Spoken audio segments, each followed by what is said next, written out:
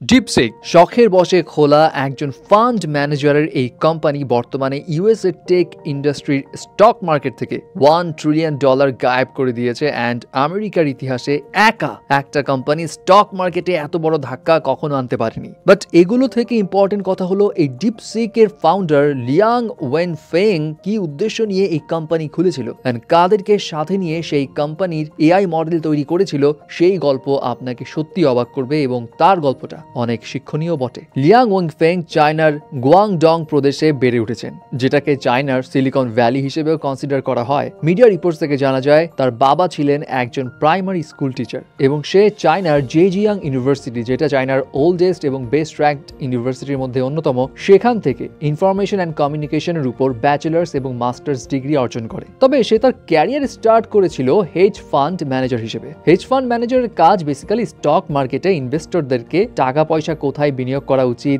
কখন বিনিয়োগ করা উচিত সেই বিষয়ে উপদেশ দেওয়া। তবে লিয়াম কোনো সাধারণ হেজ ফান্ড ম্যানেজার ছিলেন না, সে ছিল একজন কোয়ান্টিটেটিভ হেজ ফান্ড ম্যানেজার, যার কাজ ছিল কম্পিউটার অ্যালগোরিদমের সাহায্যে বেস্ট ইনভেস্টমেন্ট প্ল্যান সাজেস্ট করা এবং মার্কেটটা প্রেডিক্ট করা, যেটার জন্য আর্টিফিশিয়াল ইন্টেলিজেন্সের ব্যবহার করা লাগে। এবং 2015 সালে সে এবং তার দুজন ক্লাসমেট তারা এই কোয়ান্ট হেজ ফান্ড সার্ভিস দেওয়ার জন্য একটা কোম্পানি খুলে ফেলে যার নাম হাই ফ্লায়ার, যেটা কয়েক বছরের মধ্যেই গ্রো করে থাকে এবং $15 বিলিয়ন ভ্যালু জেনারেট করে ফেলে। বাট লিয়াম এটাতে স্যাটিসফাইড ছিল না। সে চাইতো আর্টিফিশিয়াল ইন্টেলিজেন্সের সুবিধা শুধুমাত্র এলিট শ্রেণীর বড়লোকরাই কেন ভোগ করবে, এটা সাধারণ মানুষদের জন্য অ্যাভেলেবেল করা উচিত। বিকজ এই কোয়ান্ট হেজ ফান্ড হায়ার করা কিন্তু আসলে অনেক এক্সপেন্সিভ ছিল। বছরে প্রায় $3 লাখ পর্যন্ত স্যালারি দেওয়া হয় একজন কোয়ান্ট হেজ ফান্ড ম্যানেজারকে। লিয়াম এরপর সবার জন্য অ্যাভেলেবল হবে এমন একটা আর্টিফিশিয়াল ইন্টেলিজেন্স প্রজেক্ট বানানোর পরিকল্পনা করে এবং তার পার্টনারদের সঙ্গে ডিসকাস করে। বাট কেউই তার এই প্ল্যান নিয়ে ভরসা করতে পারেনি, কারণ তাদের ডাউট ছিল লিয়ামের ভিশন এস্টাবলিশ করা আদৌ পসিবল হবে কিনা। সো লিয়াম ডিসিশন নাই,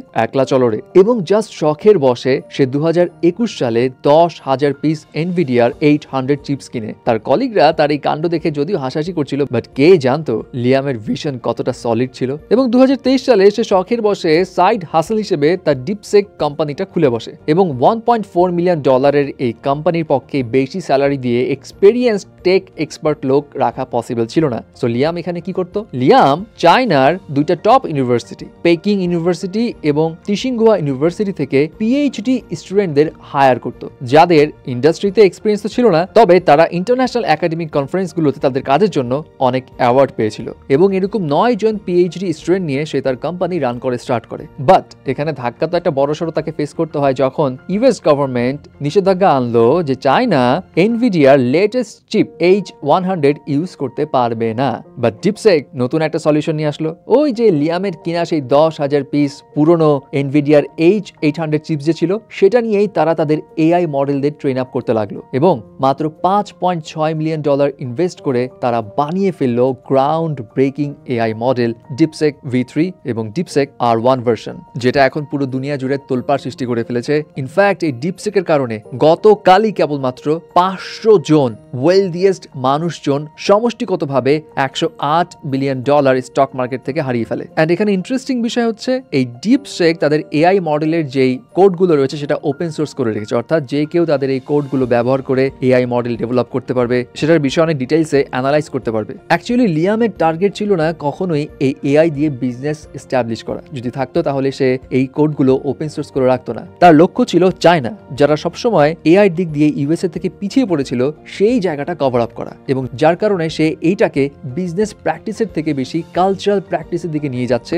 যাতে করে চায়না কখনোই ইউএসএ থেকে পিছিয়ে না যায় এই আর্টিফিশিয়াল ইন্টেলিজেন্সের ক্ষেত্রে।